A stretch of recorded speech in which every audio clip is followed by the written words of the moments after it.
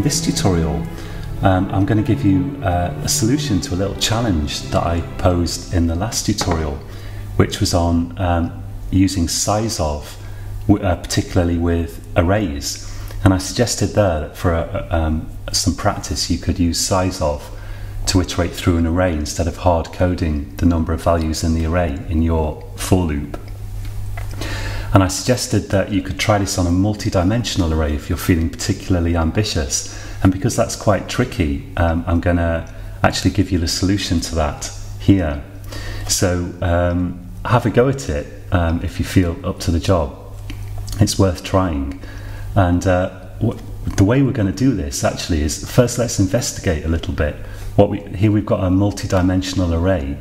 It's actually 2 rows here of strings in this case, although the stuff that I'm about to show you applies equally well to other types. Let's investigate a bit what we can get using Sizeof here. So let's say cout size of string for a start, endler, and let's run this. So I've got an unused variable warning here. So the size of a string is 8 bytes. It doesn't matter how many characters you put in the string. The thing that we're actually storing in the array is what we call a string object, and that object uses memory that's allocated elsewhere. So these actual strings are not stored directly in the array. We're storing these string objects in the array, and the memory for each particular object that contains the actual characters, that actually exists somewhere else other than in the array. So don't worry about that. But basically this is the same as if we had ints in the array. We've got objects of a fixed size in the array, and each one has 8 bytes. We can also do size of animals, size of animals, and that will tell us the total size of the array. So in the array as a whole, we've got 48 bytes. So each entry is 8 bytes, and we've got 6 of them. 8 times 6 is 48 bytes.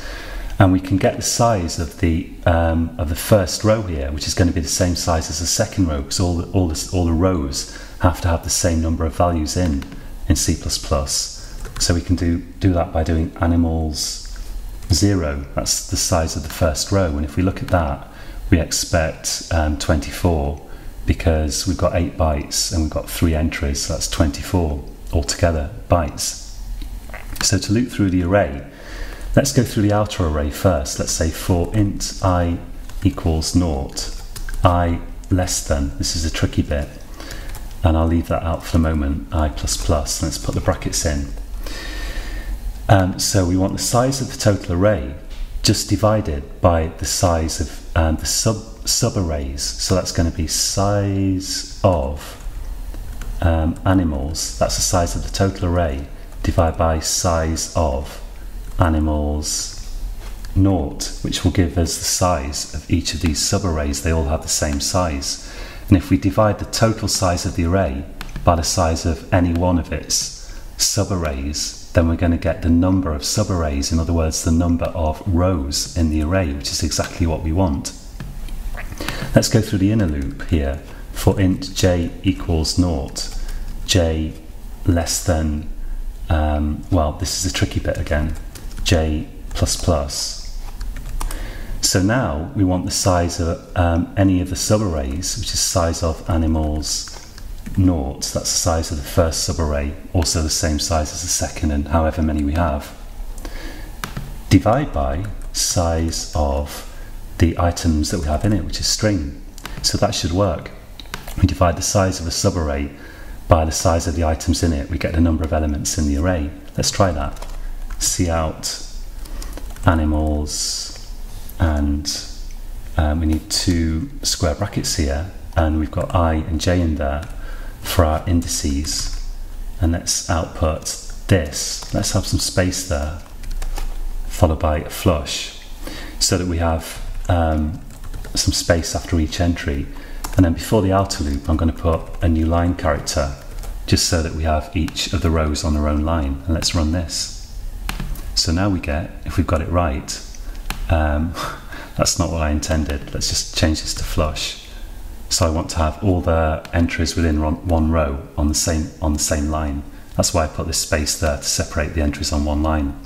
Now we've got fox, dog, cat, mouse, squirrel, parrot, which is what we have in our 2D array, our table, in other words. Let's just put unsigned int in here, because as we saw in the last tutorial, we're going to get this warning otherwise with this compiler about comparing the signed and unsigned value. So there we go, and that should work.